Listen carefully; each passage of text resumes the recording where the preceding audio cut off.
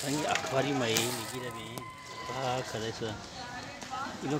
استراحت کردن ها آکا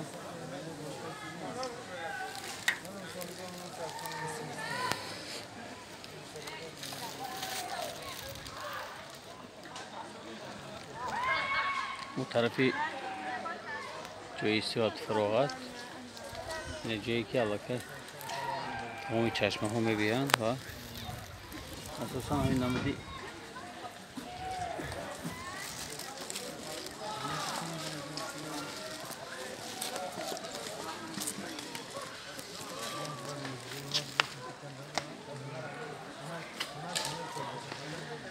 خیر رفتیم باشد عجب منظره و عجب معجزه های خداوند در یک آیه تگی یک کوه یک جایی که بیابان است بیا آب فواره زده از ته کوه میبراید و شروع میشه. از روایت است که در هر یک چشمه برای هر یک دورو